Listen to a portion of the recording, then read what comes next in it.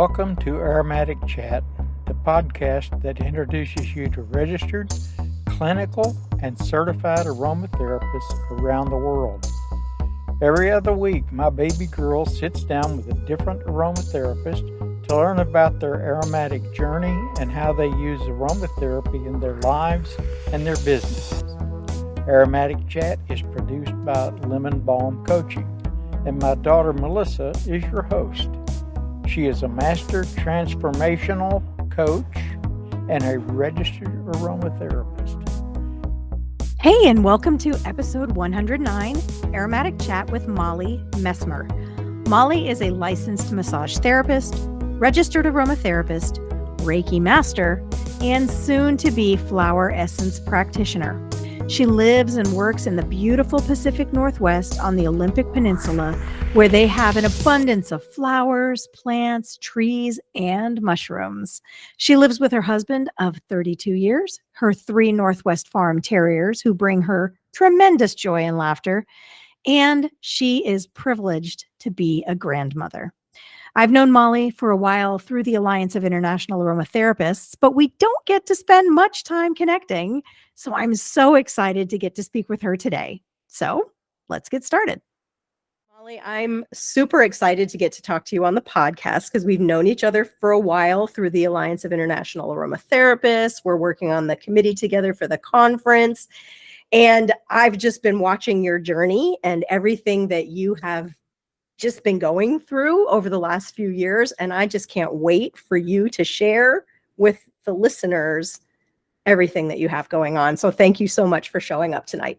Oh, well, it's just such an honor to be asked to be on your podcast. I have met, quote unquote, so many amazing aromatherapists via this platform.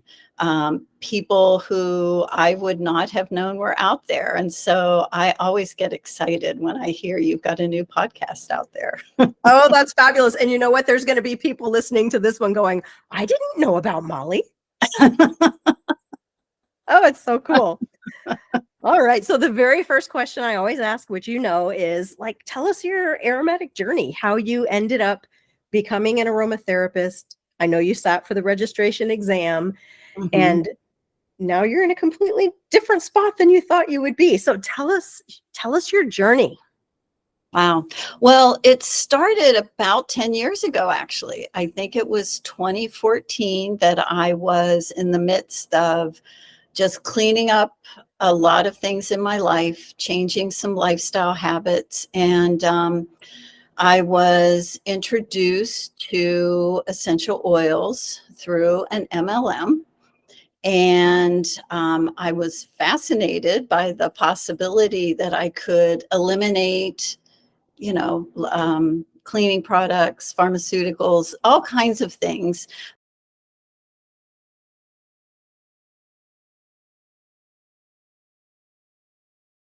And use essential oils instead. And one of the things that I do is I Google everything. And so I heard some of the claims that this gal was making, and I started Googling, and I started running into conflicts where people would say, no, this isn't a good idea. This is a good idea. And so I decided to get trained and educated.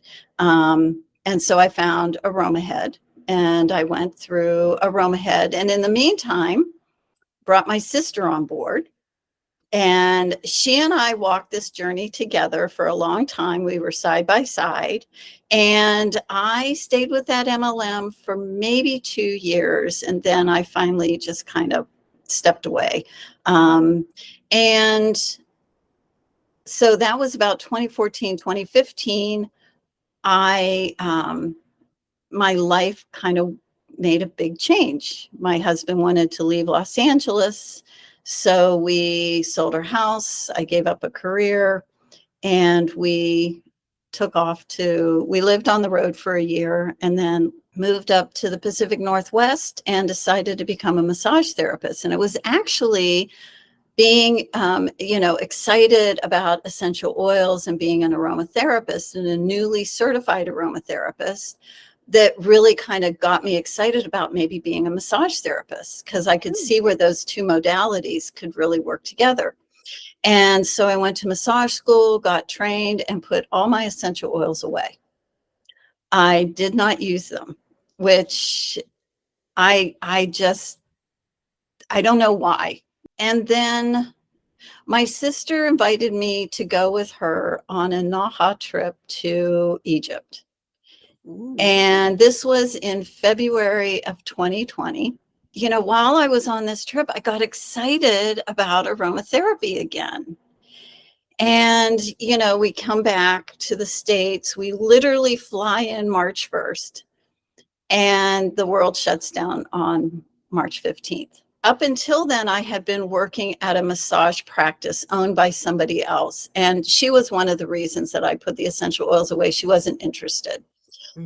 So so once we started opening back up again, I decided to go into business for myself, and I started my own practice. And because I have my own practice, I could do whatever I wanted. And I decided I wanted to bring essential oils back into my practice. And so, you know, I created some products and people liked them. And so I made more, and it started snowballing, right? And so then I took the Tisserand Institute's Aromadermatology course, and I got really excited about cosmetic formulation.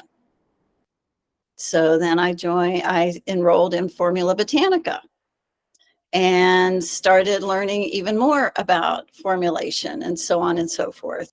And my big goal for 2023 was to pass the registered aromatherapist exam.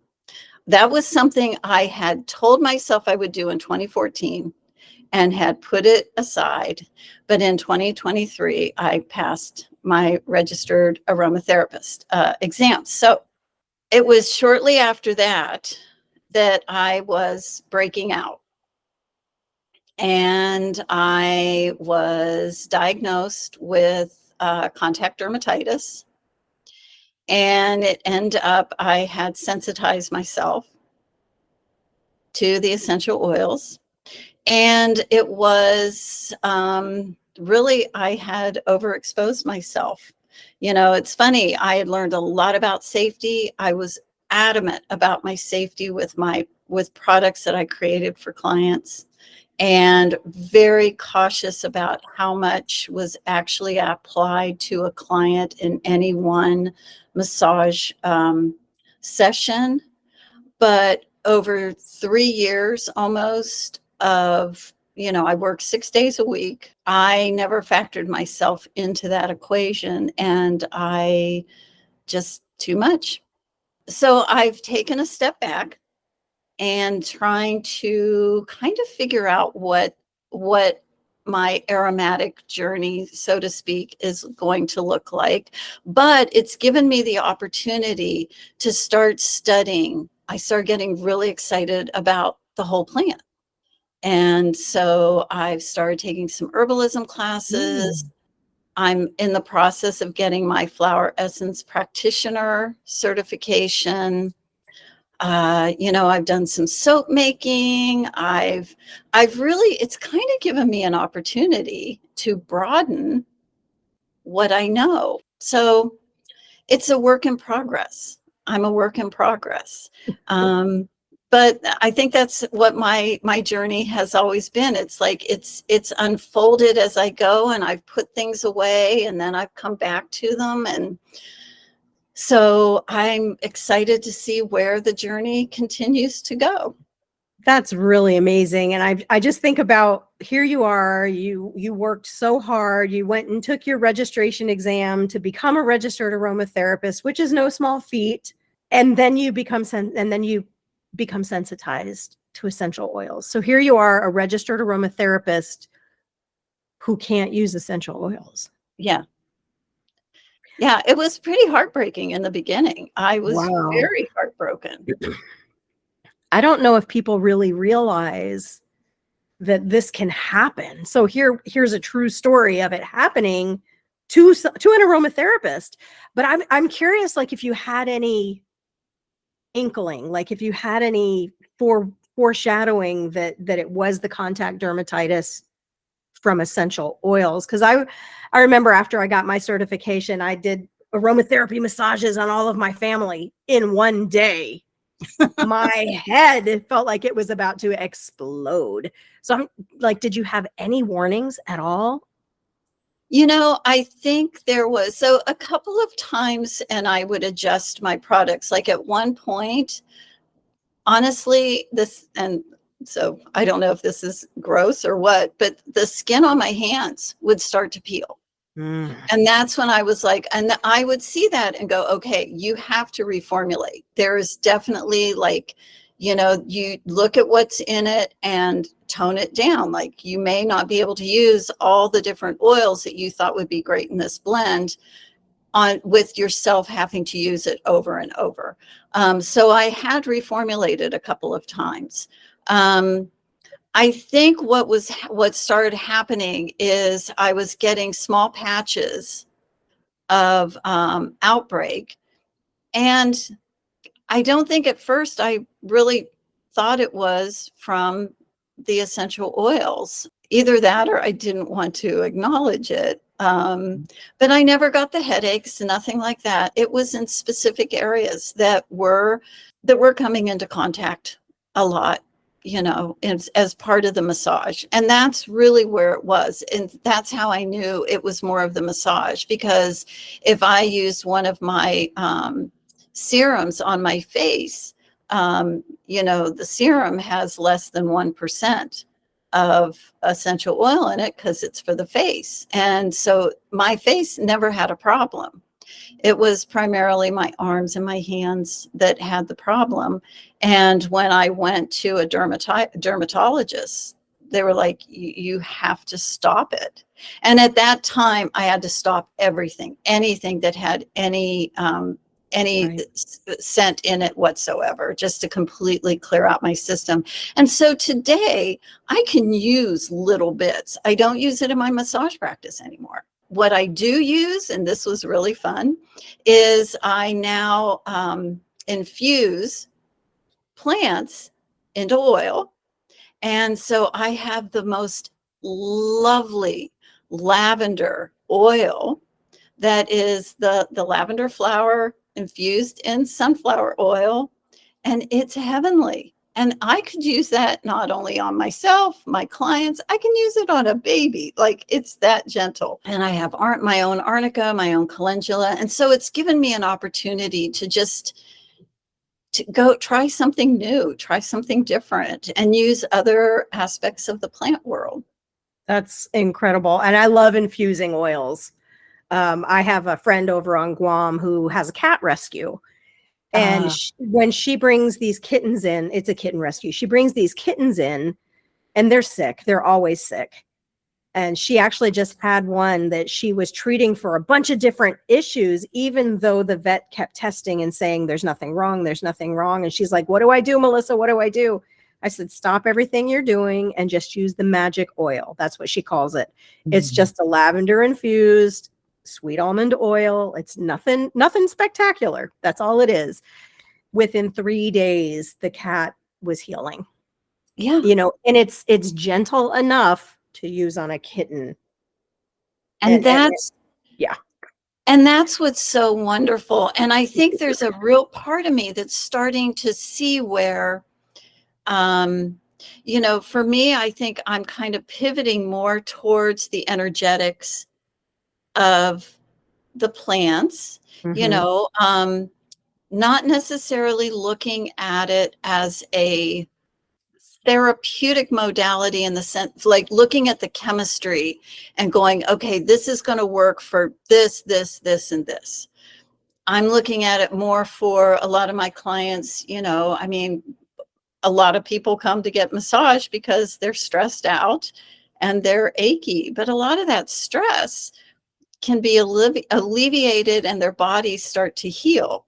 And so it's working more subtly. And I think for my own health, that's going to be important, is to work with the more subtle aromatherapy. So Yeah, I love that. Well, and going back to the infusing, essential oils are awesome. We love them, right? That's why we became Absolutely. aromatherapists. But I don't know if people really realize how concentrated that little drop is. And when you take the whole plant, it becomes more gentle. Isn't that It's, funny? You would think if you take the whole plant, it's going to be more, but it's because it's so concentrated. it's so And concentrated. that's what ends up causing that sensitivity. And I'm curious, when you went through massage school, did they have an aromatherapy module? Because most of them do. No, no, Okay. not the school I went to. And that could be something because I've had a couple massage therapists reach out to me who were curious about bringing essential oils into their massage practice. And so it was a great opportunity for me to kind of give some ideas of don't put it in your massage oil necessarily, put it on a cotton ball, right? Like, Right. it's keep yourself in mind.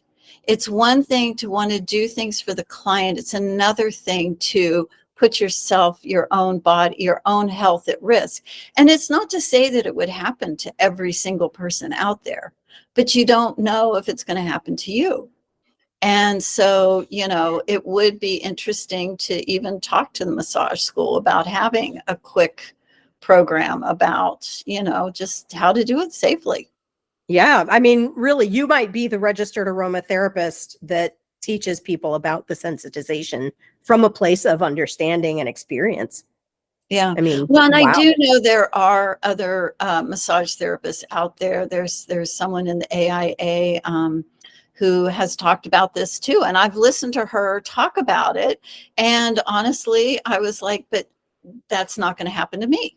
But that's the thing. Like, one day you're okay, Hmm. and the next day your body is overloaded. It's like a very fine line that we walk with these essential oils, because I give workshops, and I always tell people, when I work with my essential oils, I wear gloves. I don't touch them. I wear, because I don't want to become sensitized, Yeah. because then I can't help my clients. Well, and it's little things like that, like wearing gloves. Like if you're formulating, you're wearing gloves, it's like those are good practices for everybody because these are very concentrated. That's chemistry. That's why we study Yeah. chemistry. Exactly. Exactly. And that's the thing that always gets me. People are like, trade out your chemicals for these essential oils. I'm like, they're chemicals. They're They're chemicals. chemicals. Well, and if you can't pronounce it, it's not good for you. It's like, okay, well, you know how to pronounce the botanical name of shea butter. Let me tell you, Right. it's tricky. Okay. So you're not currently practicing aromatherapy. So what are you doing in the aromatherapy world? I know you kind of touched on it, but what are you doing? Well, I think a lot of, we have talked a lot about what I am doing now, which is, talking to people about using other things like hydrosols. Like hydrosols are wonderful. And using the infused oils, things that you can use on everybody. You don't have all these contraindications or age ranges or things that you have to factor in. I mean, Mhm. there's a place for that. There's a place for that. But sometimes it's as easy as I'll tell clients, go home and have a cup of chamomile tea. And Exactly. don't use one little tea bag. There's not enough chamomile in that little tea bag to really do any good. Put two tea bags in there. It's little things like that. And flower essences. I love flower essences. I actually had no idea how amazing flower essences are. I'd heard people talk about them, never paid any attention to it. I'm taking a class with Lori Hargis with her program. To be a practitioner, they require 3 case studies to be done within a year. And so I'm currently working on my first case study. I'm working with a horse. I love it. I I'm love it working already. I'm working with a horse a rescue. So his owners don't know his whole story. The rescue, they don't really give a whole lot of background other than he was in an unsafe, an unhealthy, abusive, neglectful environment. This particular horse had already been returned once to the rescue facility by a family who didn't want to keep him because he wasn't rideable. This friend of mine, she and her husband not only adopted this horse, but also a donkey at the same time. She was telling me, some of the behaviors that this horse was exhibiting. And I started getting excited with the possibility of what the flower essences could help with. I mean, the blend of Rescue Remedy is just amazing. Like those 5 flowers are incredible, what they can do. And so they agreed to let me use them as a case study. And so this horse would, part of his anxiety would be to swing his head back and forth a lot, to the point where he would hit his head on the side of the door or whatever. His mane was, you could see where tufts are missing, and it would be all knotted up and stuff. And he would his eyes would get really anxious and big. And then he could get a little aggressive too, especially with the man. He would be a little bit of aggressive. I started him off with some Rescue Remedy, while I was researching and everything. So that got him started. And because that's great for trauma. And this horse had lots of trauma, and the donkey was on it as well. I made a formulation and talked to them about what this formulation was. And so I get pictures regularly of this horse laying in the sun. He just lays down in the sun on his side, very content, and feels safe. She sent me a picture of his mane that looks beautiful. It's growing back, and it's not knotted anymore because his head swinging, if he starts, she's able to get his attention, and he'll stop. And she's even gotten a saddle on him. Wow. What's really interesting is she then started telling me how loving the donkey was getting. The donkey was coming up and putting her head on her shoulder. And, the thing about animals is animals don't have stories. Like, they're not invested in their story. With animals, it either works or it doesn't work. It's either helpful or there's no change. And the thought is with the donkey is because the horse is starting to be less anxious, the donkey's less anxious. And so, it's continuing to unfold. They keep working with the horse and everything, but I am currently writing up that case study, hoping to get that one submitted, the draft first. Incredible. And wow. So I love working with animals. That's something else I would have never thought that would be me, wanting to work with animals. But That's that one amazing. has me very excited. To see them go from that anxious, destructive, self-destructive to laying in the sun and loving. Right. That's amazing. And just being comfortable enough to lay down. And that's a big deal for a horse, from what I understand. Yeah. Wow. So what are some of your other passions? Oh, gosh, let's see. Well, I think I mentioned I'm a workaholic. A little bit. Mm-hmm. So I've known you for a while. So I yes. So, well, I'm a massage therapist and a busy massage therapist, and I've won awards for that. Which make me very proud. But I think when I'm not massaging or working with the plants, I love books. I'm an avid listener. If I don't have time to sit down and read a book, plus I would fall asleep. But if someone's telling me a story, I can just listen all day long. I absolutely love it. I live in the Pacific Northwest. I mean, it's absolutely beautiful here 3 months out of the year. She's not lying, people.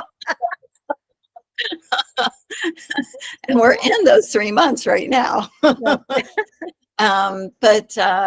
There's just so much to explore and go for walks and just be outdoors.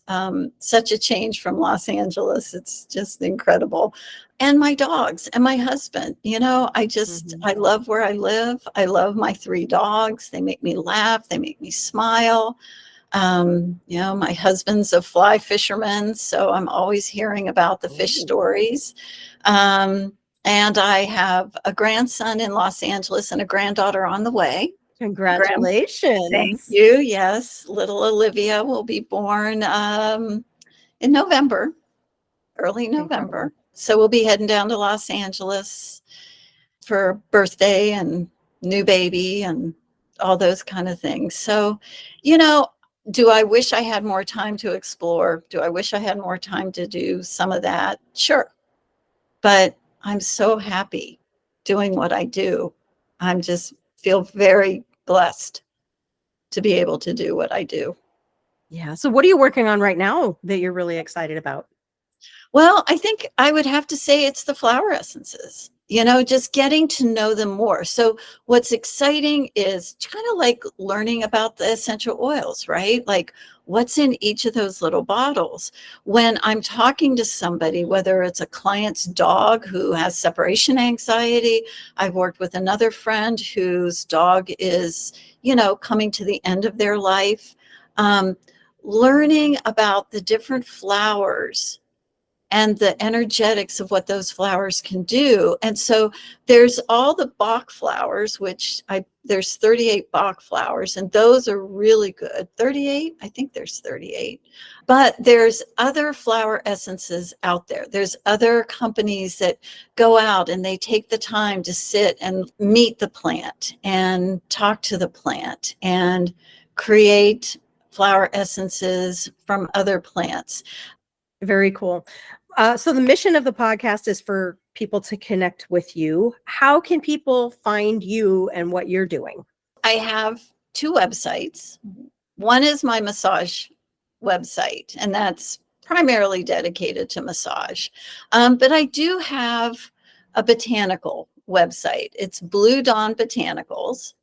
And it's not super active right now, but I'm hoping to get back into more activity as I do more with the flowers. And just kind of as I've been pivoting, I can see where I can start building that back up again and making it more active. So there's always a contact me with that. But then I'm also on social media.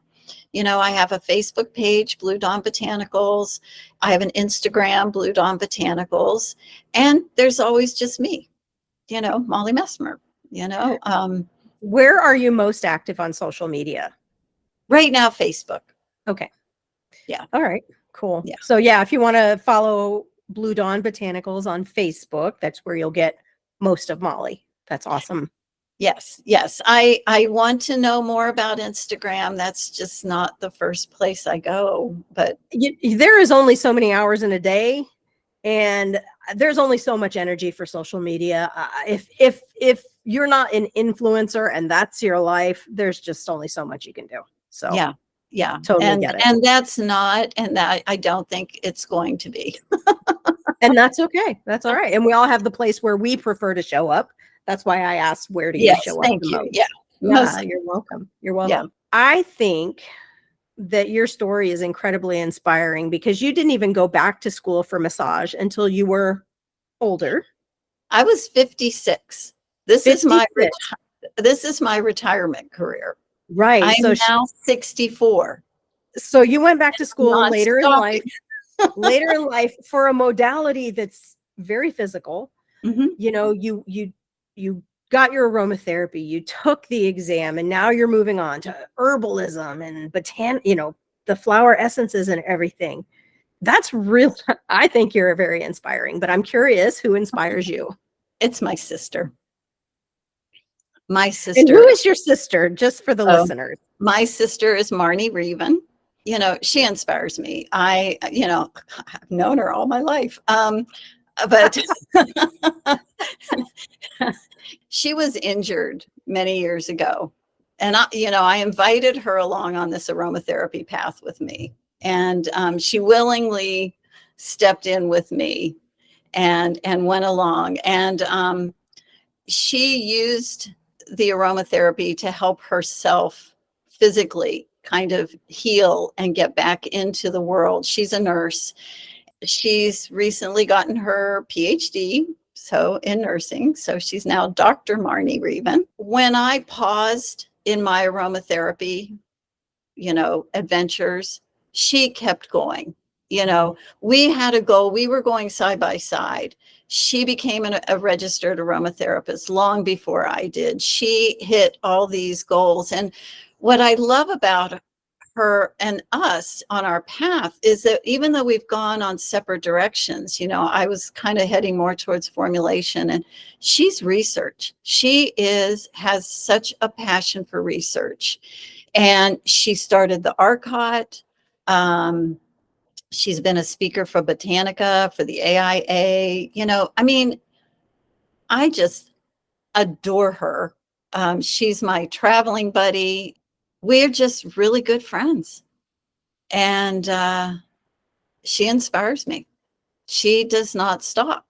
That was an easy question to answer, by the way. Well, I love that, because sibling relationships aren't always beautiful. So I love that you have that beautiful relationship with Marnie and that you guys are doing great things together.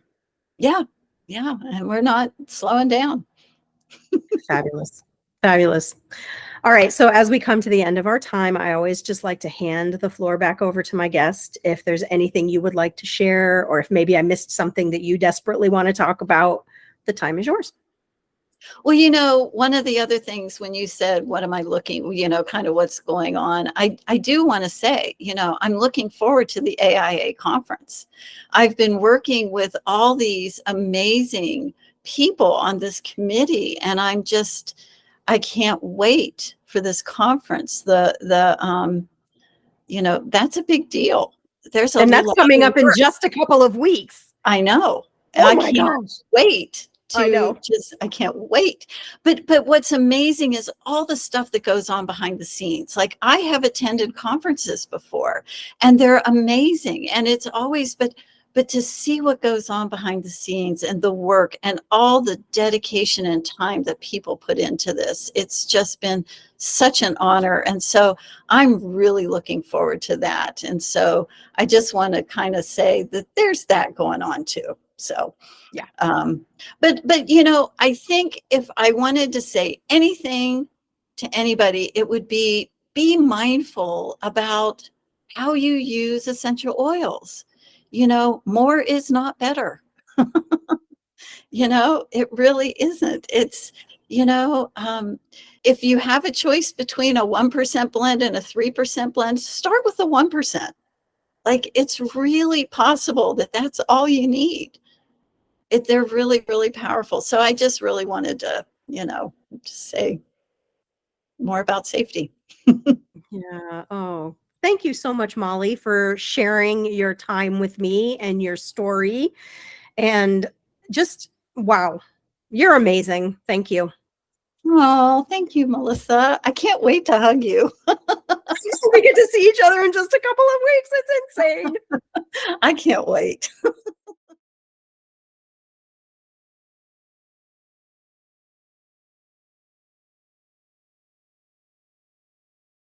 Thanks for tuning into this episode of Aromatic Chat with Molly Messmer. She mentioned a couple of other people that I've had an opportunity to interview in the past, and I will include their names in the show notes so you can go back and listen to their interviews.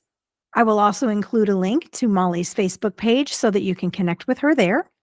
Did you know that you can leave a review for the podcast on Apple Podcast or Podchaser? Your review helps new listeners find the show, and I would love to read your thoughts. Did you know that you can now send me a text message right from the show notes? If you have an idea for a guest, that right there would be a great way to share their name with me so I can reach out and invite them to the podcast. Aromatic Chat is produced by Lemon Balm Coaching. I'm your host, Melissa. I work with my life and wellness clients to help them move from feeling overwhelmed and exhausted to to experiencing peace and energy as they bring their vision to life. One of the things that makes the most impact for my clients is helping them release their stress. There are 5 simple tips that I share with my clients, and you can get those tips right now at the link in your show notes. It's an ebook that I've written called From Stressed to Your Best, 5 Tips to Stress Less.